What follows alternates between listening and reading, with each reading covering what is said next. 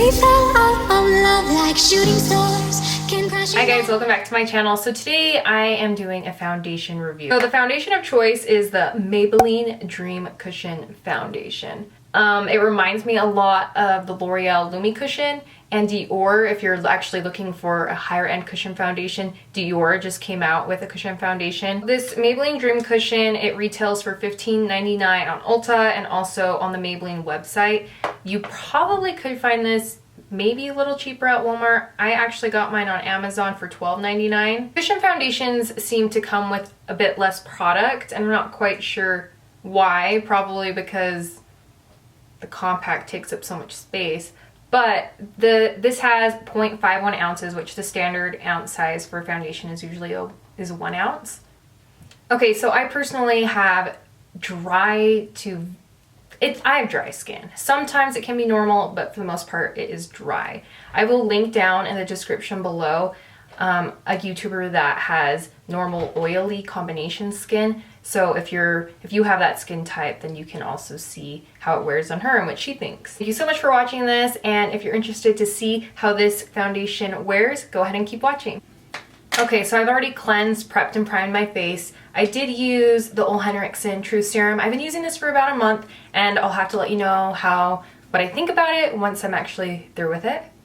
And then if you haven't seen my Sephora Playbox unboxing, I got this in last month's Playbox, and I did a first impressions of it, but I've been using it pretty much every time I do my makeup, and I prime my face with this. Okay, so going in with the Maybelline Dream Cushion, as soon as you open this, it has its own little applicator. I personally won't be using the applicator. If you do, let me know how you like it. And then as a cushion foundation, it has this little protector cover that goes actually over the cushion, which is really cool. So here's to hoping that I chose the right color. If anybody is the worst at choosing a foundation color, it's me. So it's $9.58, and I'm hoping to wear this for, at least 8 hours, so you can get some good wear out of it. So on one side of my face, I will be applying the foundation with a beauty blender, and then with the other side, I will be using this dense brush. This is the Morphe M439. And seriously, do not mind my hair today. I'm getting it done this week, so it seriously is a disaster. So I'm first going in with the beauty blender. So far, it looks like I didn't do too bad with the shade selection. What I'm noticing right off the bat is that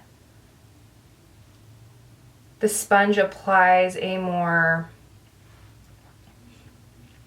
sheer coverage, but I expect that. Beauty blenders always apply products a little more sheer.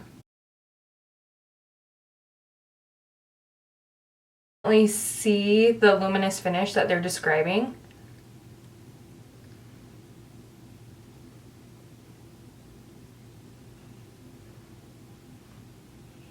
What I am noticing though, it is like emphasizing my pores a little bit more. Kind of like when you highlight your face, your pores appear larger. I'm wondering if that's what this is, if this is doing the same effect.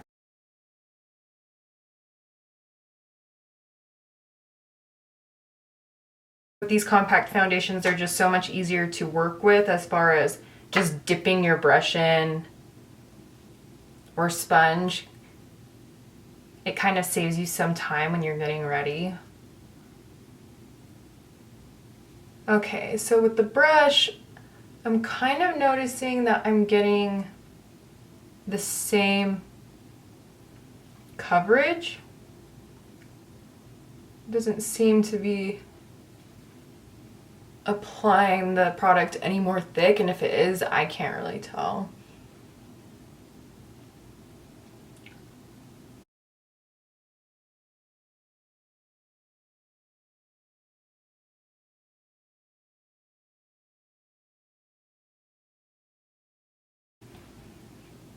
So coverage level, this seems like a light medium coverage. You can still see my sunspots, some beauty marks, but I'm going to go in a second time and see if this is buildable.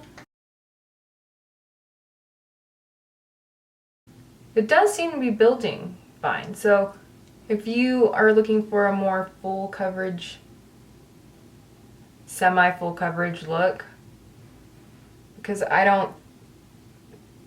with luminous foundations, it's just hard to get a full coverage look because the foundation seems to be more sheer, just from my experience. But it is layering nice. It's not sloughing off or balling up. That makes sense. Okay, so after 2 layers, I would say this is still a medium coverage. Definitely not full coverage, but it is nice that it is buildable. So if you are wanting more coverage, definitely not a problem.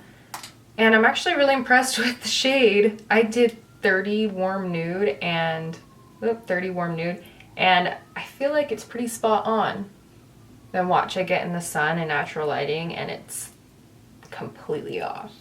So now I'm going in with concealer. I am using the Maybelline Fit Me Concealer. I thought I'd just stick with the Maybelline family. This is the color 10 Light. And Maybelline makes amazing concealers as far as drugstore concealers are concerned.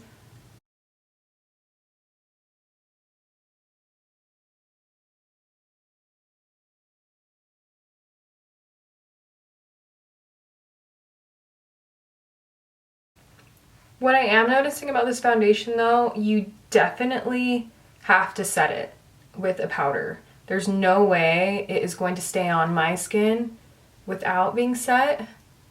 If you have like normal to oily skin, I wouldn't even use this foundation.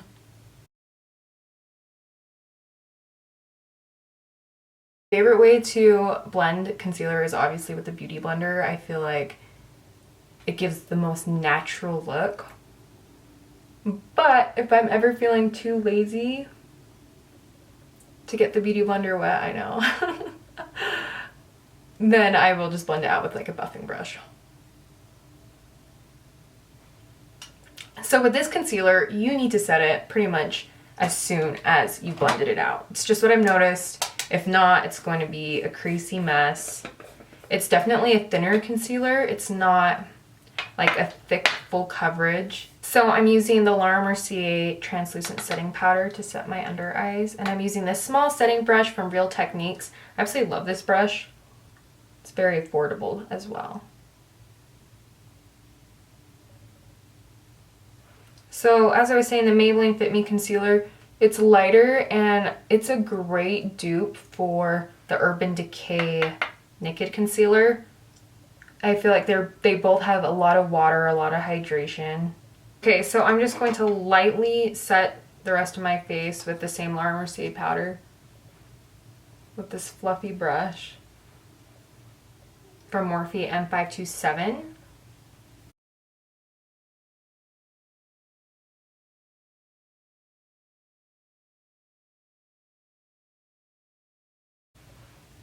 Okay, so now that it's set, I'm noticing a couple things. I'm noticing that this is clinging a little bit to some dry patches. I do have some dry patches around my eyebrows a little bit. I always have dry patches like around my mouth. It's just where I get really dry for some reason.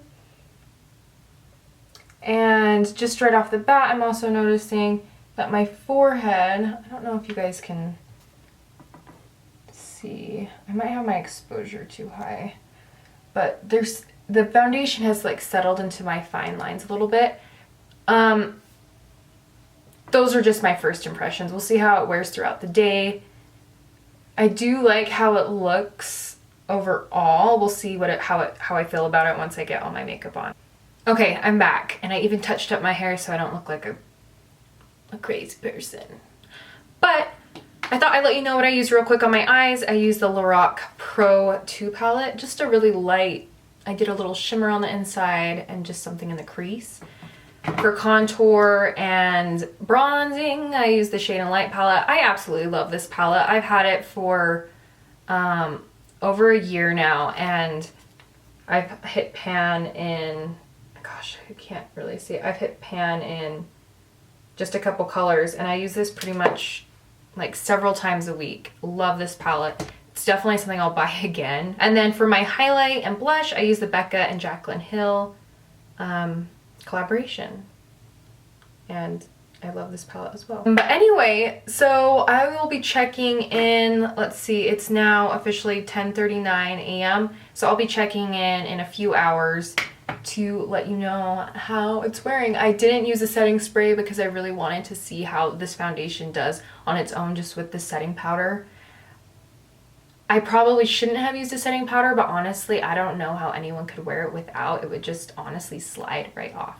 So I will see you guys in a few hours.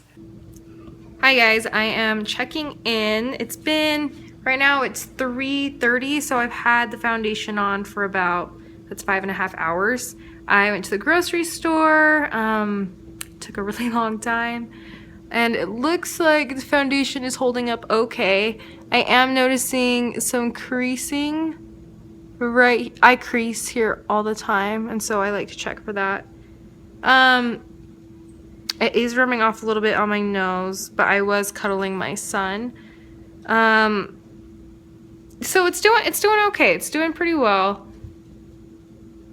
I wouldn't say that this is like a super long lasting foundation so far. We'll see how it looks in about another 5 hours, 4 hours-ish. What I am noticing though is the concealer. The Maybelline Fit Me Concealer, I've had it for a while, and over the last couple times I've used it, I've noticed that it's been breaking up under my eyes. Even after I set it, when I go back and do the rest of my makeup, I just noticed that it's still creasing and kind of separated. So I don't know if maybe I need to get a new one or what. So not impressed with concealer right now, but I really liked it a few months ago. So yeah, but I will check back in a few hours and we'll see how it's going then. Bye. Okay guys, I am back for the final check-in. It is 8:05, which means the foundation has been on for 10 hours, which is a really long time. I usually don't wear foundation for really over 6 hours, but you know, if you have like a long day at work, this is kind of what it will look like if you have dry skin. So throughout the day, the longer that I've worn this, I've noticed that it's given me a cakey look in some areas, which you don't want that at all. I don't know if it could have been different if I used a setting spray, if that would have kind of settled everything in. One of the things about this foundation though is it is a luminous foundation. So it's great for dry skin, but the only problem I have with how luminous it is in the formula is that the formula is really liquidy and sticky. So I had to set it. I had to set it with a powder. There are some foundations that are luminous that you can get away with not doing that, but with this I had to, which completely defeats the purpose of having a luminous foundation, I think, because you want that glow, and when you set it with a powder, it kind of takes away that glow. But overall, I'm definitely not disappointed. I'm going to use it again. Do I 100% recommend this product? No. And for the reasons I stated earlier. So it's one of those items that if you get it, great. If you don't, you're not necessarily missing out. Well, I don't know about you, but I am going to go shower and then sit and watch The Bachelor. I'm so excited. Let me know if you're watching it. On another note though, if you enjoyed this video, go ahead and give it a big thumbs up. And if you have any recommendations on any foundations that you would like me to review in future Foundation Fridays, go ahead and leave those in the comments below. Have a great day.